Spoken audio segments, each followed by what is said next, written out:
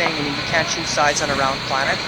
And as long as we share this beautiful mother of ours, we share the atmosphere, the ground, the water, everything is all interconnected with each other, with us. We're all a part of it, it's a part of us. The mother cradles us, takes care of us, and we all have to join together and break down the barriers of separation that we often create with one another, thinking that that's somehow going to progress towards a better future. As long as we're divided, then this is not going to turn out. So it resonates with me what you said, Doug, and I appreciate those words. And whether you're left, right, up, down, when it comes to your political spectrum, we have to find a common ground somewhere. That's the only way it's gonna turn out for all of us. So I think that as far as climate change goes, you're right. We all have to work together, and you know, the problem that we're faced with here right now is that it's a matter of economics, right? Let's face it. Oil, gas is very inexpensive, so we're driving the vehicles, we're heating our homes with gas, and until we come up with alternatives that are, you know, reasonably priced, because we can't really jump into something that we can't afford, and that's the problem that we're at here right now. Who can afford a Tesla? Well, people that are very, very wealthy, and the rest of us, well, we're going to have to stick with a Kia or something like that. So until things kind of jive a little bit closer together, hey, I would drive an electric car if it would get me the number of kilometers that I need to go, if it's able to be charged up quickly, and if it will work well in the 30 below climate that we have here. But we're right now at that stage with technology that the so-called climate change type endeavors that we'd like to take, they aren't quite here yet, but yet everyone is hollering, let's do something, shut off the oil. But you know, I wouldn't be wearing this, right? If I'm wearing rayon that's made with oil, I'm wearing pants made with oil, everything is made with oil. So we can't just shut off that supply of oil and not come up with alternatives. Let's come up with alternatives and slowly phase those in as needed. This is real, and that's why we've had enough now, and we want people to take notice that our people are tired of being sick and ignored, and also denied. If there's no further questions, I'd like to thank you for attending. I'd like to thank Chief Tucker for your remarks, and have a safe travel back home. Thank you.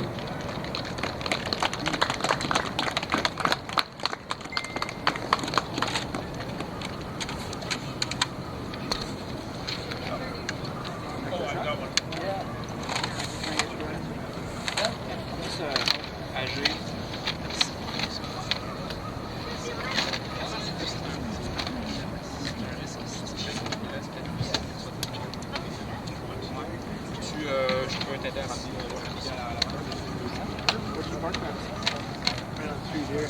à ramener Okay. Help him with the tripod. I'm sorry to barge in like this. I'm Dr. John O'Connor. I've been a family physician in Northern Alberta since 1993. And for almost 30 years I've provided healthcare service to Fort Chip. Initially, when I went to the community, I was alerted to the health concerns that the community was experiencing by listening to the elders and their traditional environmental knowledge. So eloquently spoken, and to the last one, each one had the same story. It was very alarming, and all pointed to upstream industry. This industry, which uses water, and this is all about water, at an alarming rate, has accumulated tailings ponds, which aren't ponds, they're actually just floods of toxic water that have been leaking at the rate of estimated rate 6 billion litres a year. This toxic soup contains PAHs, benzene, naphthenic acids, arsenic, mercury, lead, toluene, cadmium, vanadium and nickel. Many of them are highly carcinogenic individually, and synergistically they're much more so. They also are endocrine disruptors and cause non-malignant disease at an alarming rate. There's also the formation of trihalomethanes, which in themselves are carcinogenic. Canada allows 100 micrograms per litre of these chemicals, the US 30 micrograms per litre. So that's just an aside. The community and the elders have been trying to self-advocate for generations to the deaf ears of government, both federal and provincial. Media has also attempted to highlight the grave health and environmental impacts of upstream industry. Unfortunately, the voices from Fort Chip have been largely ignored by the political industrial complex that exists in our province and indeed in this country. In the light of all that's been exhaustively documented by Fort Chip and the wholesale ignoring practiced by industry and government, what in God's name?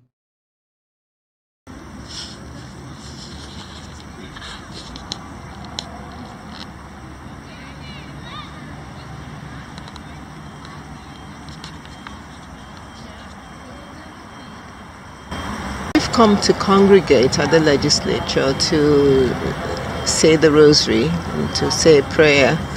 And the prayer mainly for our leaders to be blessed with the wisdom and compassion to bring people together, for us to actually respect one another, love our neighbors as ourselves, and to ensure that the land on which we tread, feed from,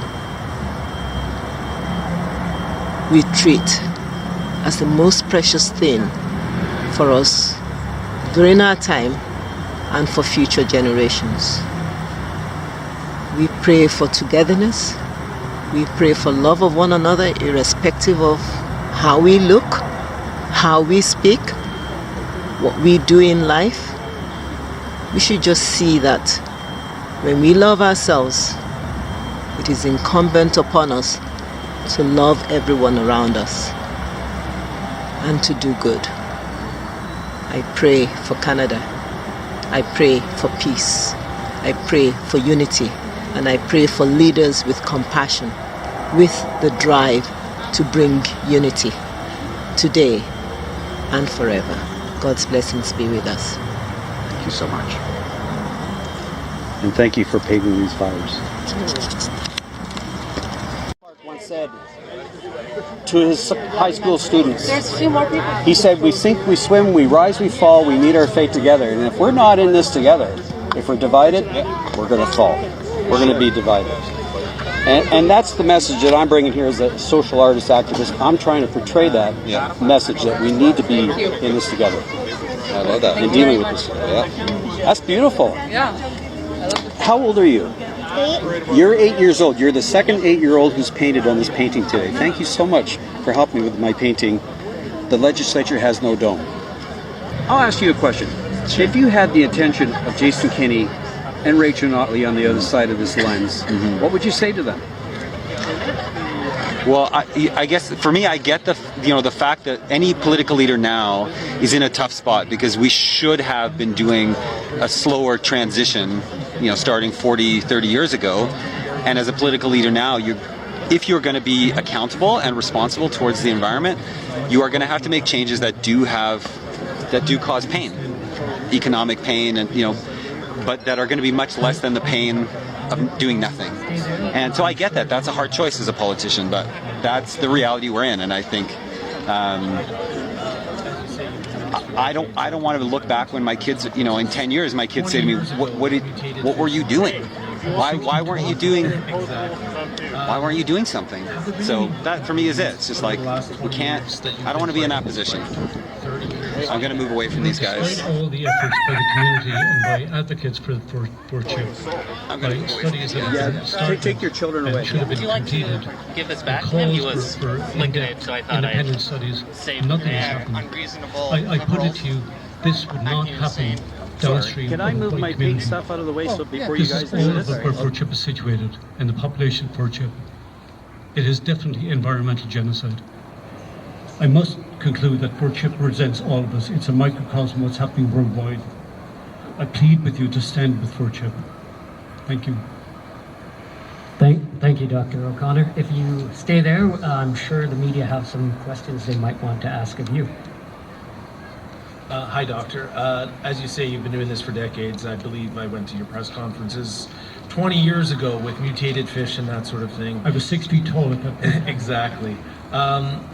have there been any improvements over the last 20 years that you've been fighting this fight, or 30 years maybe? You know, despite all the efforts by the community and by advocates for CHIP, by studies that have been started and should have been completed, and calls for in-depth independent studies, nothing has happened. I put it to you, this would not happen downstream of a white community. But I'm surprised that this painting you started in 2019. Yeah, 19. And during COVID-19, I invited young people, young and old, to add flowers as a renewal for spring.